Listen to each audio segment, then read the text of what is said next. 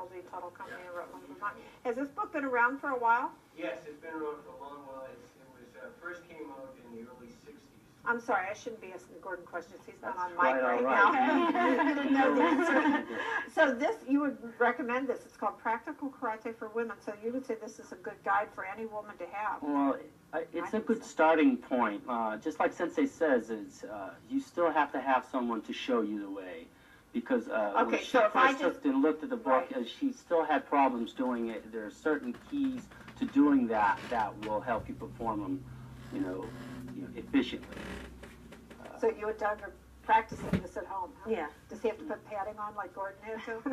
No, you hold back? well, I try to. You hold back? Yeah. I don't want to hurt him too bad. I hope not. I will wear the padding tonight. You are going to wear padding? I Okay, I probably ought to let you get over there. Let us keep your microphones, and I'll let you go get ready.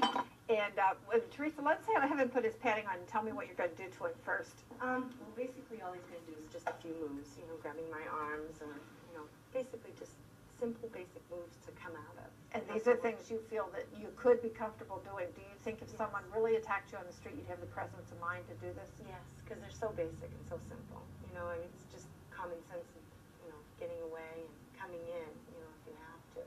And repeating things if you don't break their hold.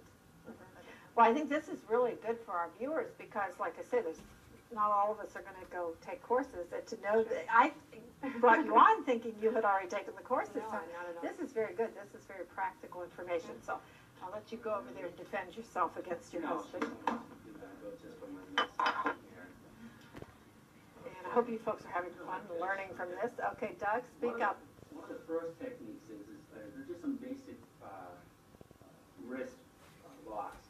Actually, they're for her to escape. If I came in and grabbed her on the same side arm, she would, she would come, she would break back, pull it away, and come back in. You know, try to come in hard. Okay? For real. That's the reason I wear this, because where she hit me in the solar plexus, if she were to really hit me, I would be down right now. Now, if I'm across arm, if I come across arm, she would come over and elbow in this side. Well, there's one other way. All right. But she would come in like that. Okay. There's a couple of. Do it the other way you wanted to do it, Teresa. I'll do it. That was the one that, will I come in? Oh. Okay. It's blocking that hand down and getting away. Okay. Okay. All right. Now, if I come in and I grab her with both hands and I have a really good lock, she can come in and just the movement, not so much the strike, just the movement alone will break my hands free. Now, Teresa, have you got that yelling down pat? I want to hear some yelling from you. That half is enough at home with the kids. Now, if I come in and grab both her hands like this and would not let go, what she would do is grab her hands and come over. Sorry. All right, come over like that, okay? And what she's basically doing is just going right for my solar plexus and trying to break. If she did that, probably the first thing for her to do would to escape, to get away.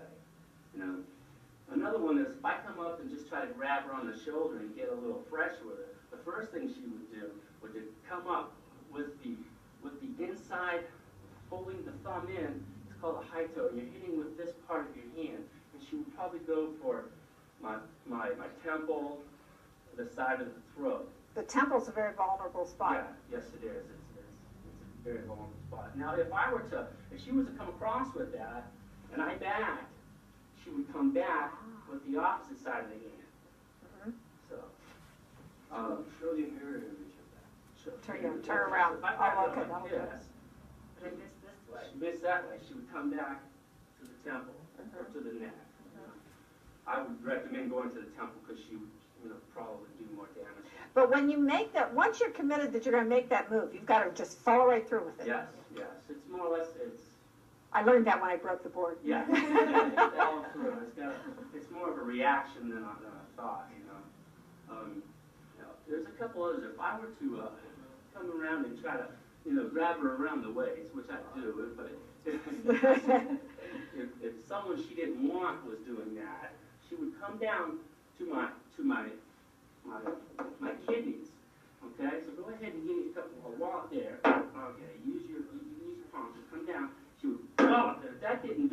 she would come immediately right back up to the ears, or she could also use her knuckles right to the temple. Because he wouldn't be expecting that second blow. No, that first one would basically soften me up. And if she wanted to really come around, she could do a lot of damage just coming with open palms to the ears or knuckles to the temples. Okay? Just right in the ears. You could pop, yeah, you can pop those eardrums right out. But now, do you still recommend, once you get that good blow in, take off? Yeah, for her I would. Right. I would. You would stay and fight it out. Well, no, I'd probably run too. Scream, fire, and run. Yeah. After you, but get that first, break the Well, hold. there's one more from the front. See, that's what if I was to, bit her around the waist. If I was to just come in and bear hug her, the first thing she would do was just automatic reaction there. And with that knee right up into the groin, like I said, that would soften me up enough to where she could come in and more or less finish me off. If she was doing these techniques properly, she may not have to run. She may be able to just turn around and call the police because he's going to be on the ground cringing in pain. That's why we've been wearing the protection. Now there's a couple others. If I were to say come up behind her and grab her by the neck, where I think I've got her at a safe distance right there, she basically just sidestep, and come back into the groin, and then turn around with an elbow. Okay, do that, but I want you to come around with that elbow and sidestep there. Okay,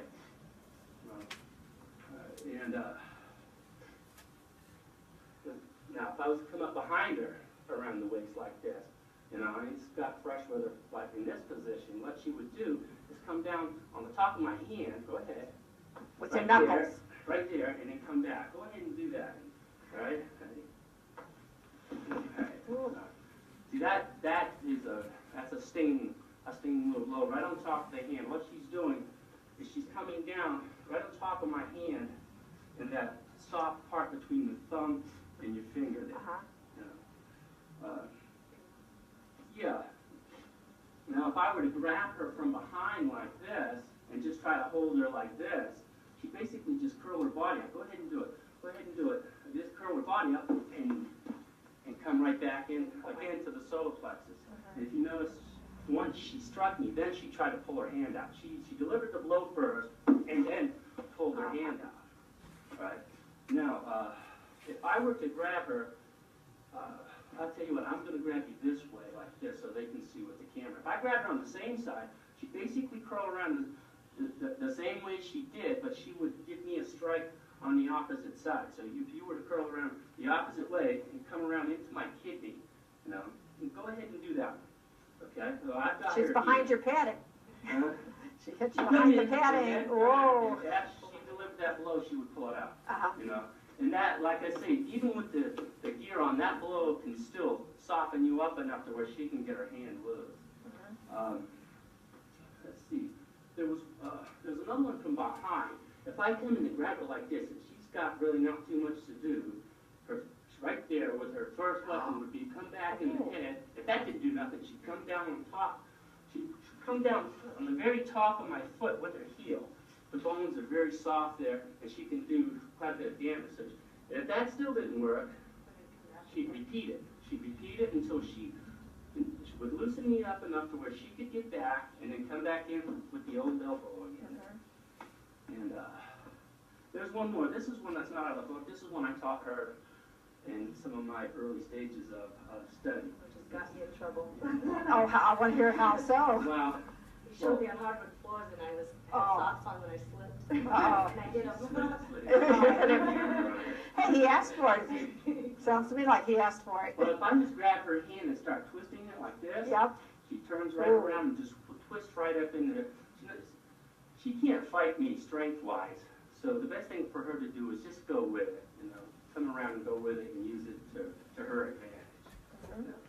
Excellent, excellent. Gordon, we have about 4 minutes left. Do you want to spend it talking, or you want something else you want to show us? Well, I'd rather show it. Gordon likes to do demonstrate. a few things. I can talk while we're doing this. Now,